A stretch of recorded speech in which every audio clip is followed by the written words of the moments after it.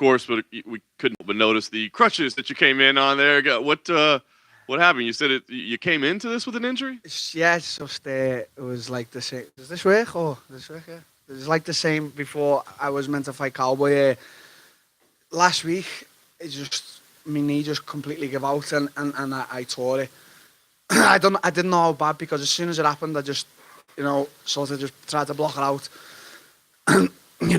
Everything this week, it was just one more thing on it, and so then it wasn't really hurting in the fight, but now it's just throbbing me, and it's stiffening up a bit. I'll be okay in a few days, but I'll see what's up with it, and I'll get it a little bit checked out.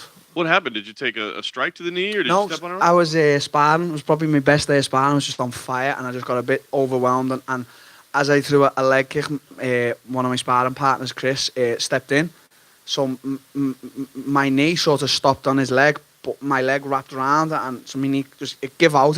It's the same knee that I'd done before Cowboy. It's just problems, but listen, I'm not pulling out a no fight for nothing. I'm just not.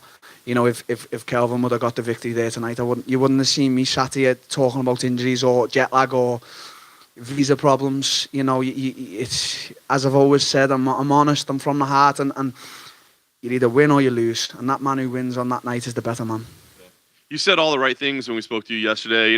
Everything's good. But now that you're here, can you be honest? I mean, not knowing, especially not knowing you had a knee injury, but not knowing if you have a visa, if you're going to be able to get over here, the late flight. I mean, how tough was the final week in these last couple of days? Do you want me to be brutally honest? Please. It was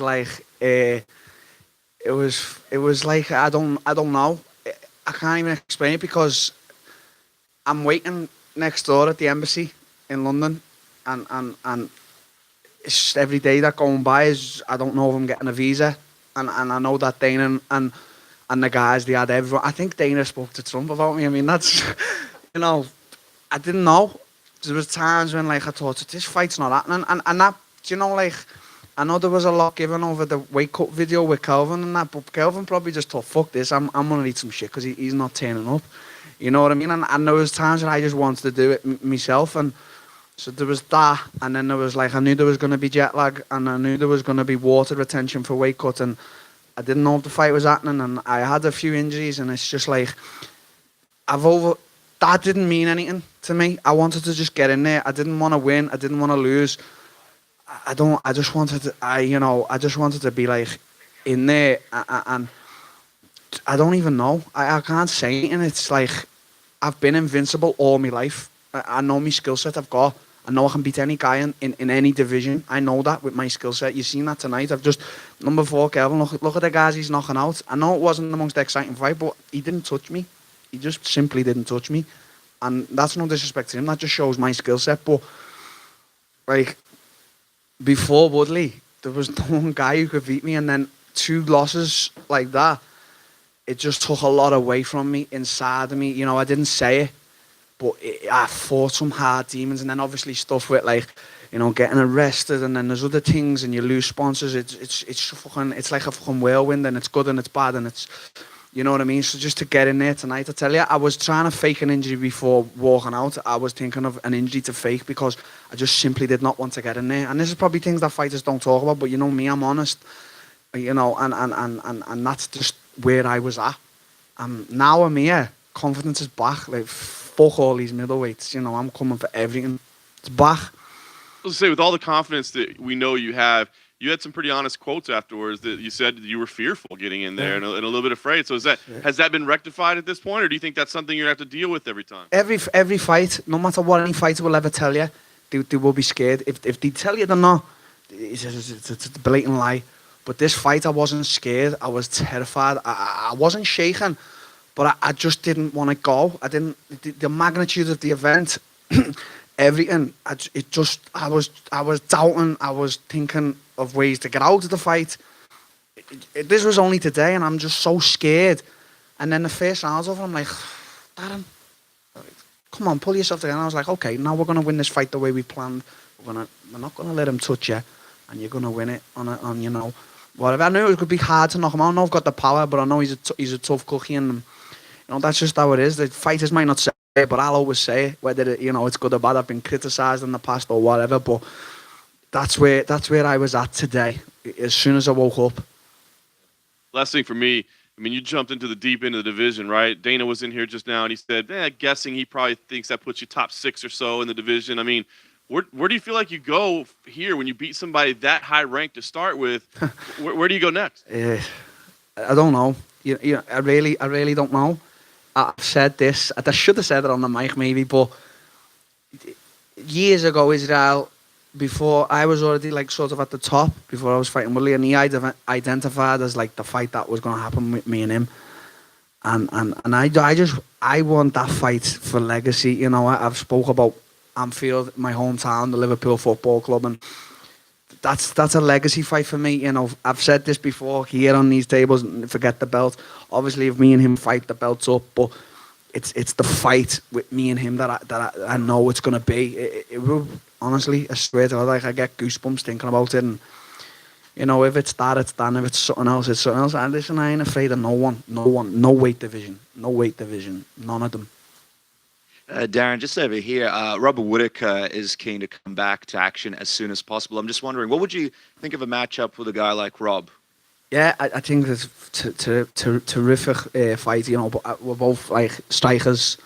I don't know really who wins in the wrestling department. No one can take me down and keep me down. That's simple. I've just moved up to middleweight, and you got Kelvin, who's an unbelievable grappler. He took me down twice, 3 times, but he couldn't keep me there. There's no man keeping me down. So, you know, I don't know where it goes. But as I say, confidence lacking, confidence high. I believe I beat them all. I do. I truly believe with me, the way I know I can train and my mindset is and my skill set, I can beat them all.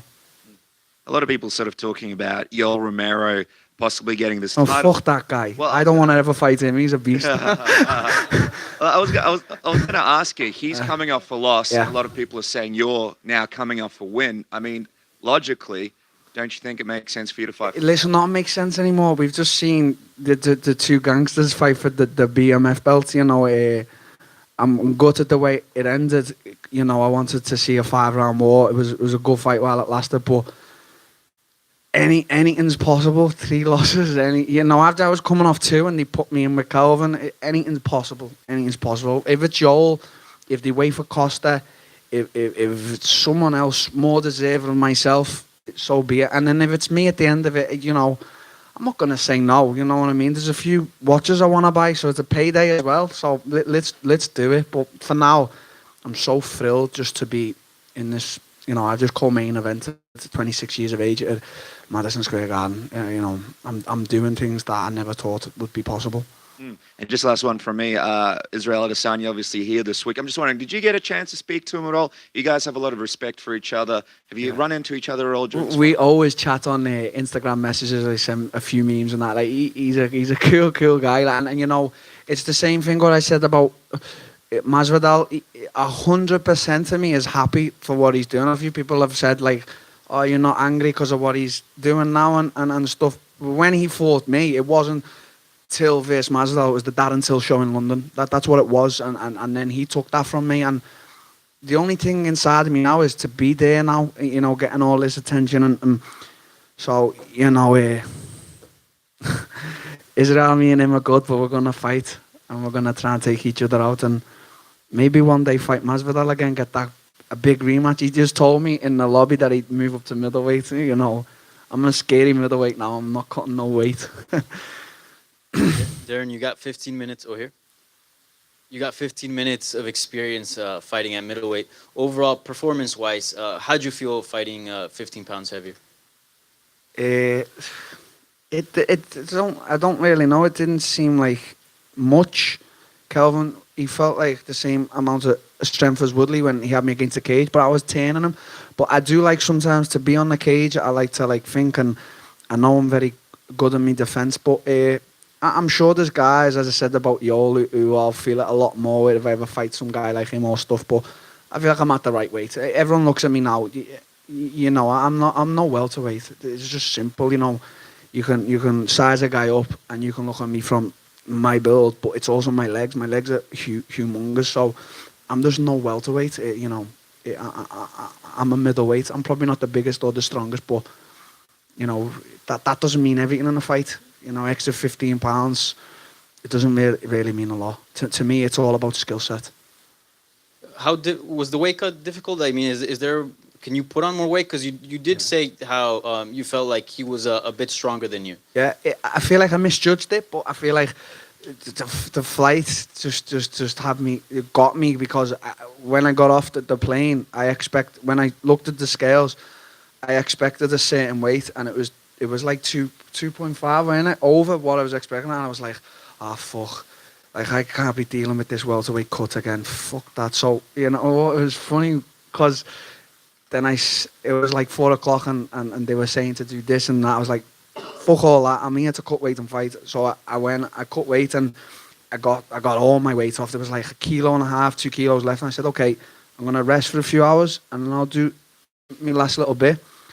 And it wasn't a struggle. It wasn't. And next time we'll be better. But there's been a lot of shit this week. So the weight cuts, knees, all that shit, it doesn't really fucking mean anything. Fighters might say it. Fighters might make excuses and that, but I'm not about that life. You know what I mean? I get in there to fight and win or lose. The man who wins is always the better man. That's how I see it. And fans, media, and many people weren't really too happy when this matchup was first announced. They thought maybe it was a little too much for you. Do you think people forgot about your skill set and maybe made too much about your losses? People forget that Stephen Thompson just took Vincente to town, and they forget what I done to Thompson. Now, you can think, well, you didn't do anything, but I played him in his own game. Whether you say I won or he won, I played Stephen Thompson, considered one of the best strikers in mixed martial arts, at his own game. Nearly stopped him in the 5th. So people forget. People forget all of that. Do you know what I mean? And then they're thinking, oh, Darren just goes in there to knock him out. They forget about my IQ and my skill set. So, tonight they remembered. But there's always going to be all that shite. You just, as I say, the good and the bad, you just have to deal with it. But I got like a nice feeling inside of me because of how many people doubted me, and how many people I know who don't think I know doubted me, and stuff like that. It's very rewarding. Darren, congratulations for getting back in the winning ways. Your friend, the Gypsy King, Tyson Fury, the lineal heavyweight champion, has recently stated he wants to get into MMA. Yeah. He's been calling out Stipe, Francis Ngannou. Francis is exchanging barbs with him. Let's be real. You're a realistic guy. Does he have a chance to winning in MMA if he competes? Tyson's my boy. He's proper my boy. We're under the same the same management. Any guy gets in there tries to strike with Tyson. I had one of my sparring partners, a heavyweight, Tom, even said to me, he said Tyson is untouchable. He's just so good. But then you have to bring all these other factors in, takedowns and kicks and stuff. I just believe in a little bit of training, yeah. So if he wants to train with me or Connor, whatever be, you're going to train with me, obviously, because we're MTK for life.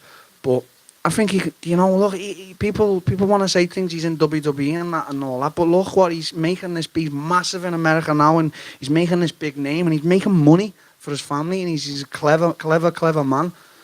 And you got to always go back to that Deontay Wilder fight, a guy who's only 15 stone, how hard he punches at that weight, and Tyson just gets up from the dead. So he'd do well. He fights Stipe, Francis. My money's on Tyson. But, he definitely needs to know, and I'll tell him myself that he's got to learn some certain things. MMA is different from boxing. Lastly, Sweet Caroline, your walkout music, very unique song choice. What's going through your mind when you hear Sweet Caroline? Boom, boom, boom. Do you know what? I'm going to tell you the brutally honest truth now is I got an email 5 days ago from the girl who does the walkouts, and I just wasn't bothered about that or anything, as I said. And she asked what music I would be walking out to, and I didn't reply. And then just before walking out, then we're calling, I said, call. I forgot, I didn't want to come out to Sweet Caroline. I just didn't want to come out to it. I don't know why. I just had fears, anything.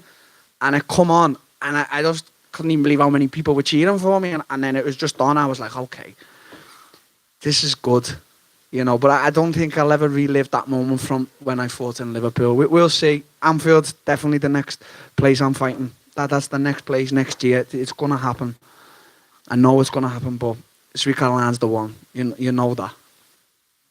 Darren, where do you rate this in your career moments? Obviously, you headlined Liverpool. This is MSG. What for you is the big you know, the big highlight of your career so far? Everything, the highs and the lows, the losses, the wins, you know, the controversy, the you know, everything. But when I want to sit down, when I retire, when I'm 35, I want like to have sold out Anfield and won a UFC title. That's the goal. You know, other things are important, but that's the goal. And right now, in my mind, I can see Anfield happening.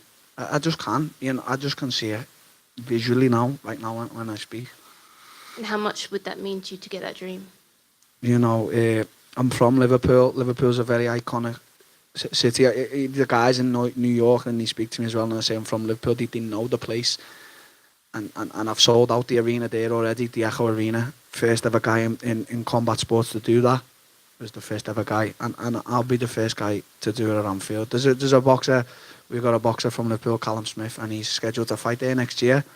But that's boxing. I'm MMA, so when he sells it out, and as I say, I'll be 100% happy for him, and then I'll sell it out in MMA. That's the goal right now. Darren, do you know the severity of your knee injury? Sorry? Do you know the severity of the knee injury at the moment? Or? You know, it's I just since Cowboy, I like I've just sort of put it to the back of my mind, and I wrestle. I do everything with it, everything. I stretch it, put it behind my head, everything. I'm a flexible guy, but you know now it's swelled up a little bit, and this is what I always do. I'll ice it, and then when it feels good, I'll okay, fuck that. So I'm probably gonna leave it, to be honest with you. Most fighters now feeling this right now will probably get surgery, but this is not a telltale for fighters anyway to kick me, because I can take low kicks. Trust me, ex-Muay Thai fighter, but you know we'll see. It's not that bad. And obviously you got a win on the big stage against the number 4 ranked middleweight. As people said, a lot of people were doubting you going into this. Do you feel that you silenced the doubters tonight? Yeah, I do. I always talk about doubters, and I feel like I've been being doubted a lot of me. Like, you know, I've only been in MMA for like 7 years, 8 years. That's not a long time, and I'm 26, and you know, as I say, sometimes you look what people write about you and what people say, and what messages you receive, and what people you think they think you don't know what they're saying, and just the doubt that comes out of them, it drives me on, and you know, I feel like, as I always say, the good and bad in life, that's the bad, because it is really bad, and it's hard to take millions of people putting you down. Even though I know in myself how good my skill set is, and any one of them couldn't stand 10 seconds with me, but it drills a hole in your head, and it can affect you. And not that only affected me for this fight, just everything, coming off the losses I was coming off, and how invincible I thought I was before that. I know I'm still the greatest, but I know I've got to work at that, and you know, now I'm just so thrilled. I don't really care about the win or whatever. I'm just so thrilled to be here. I really am. I've come back from a lot, and I don't speak about it much, but I really have. I've built myself back up. Yeah.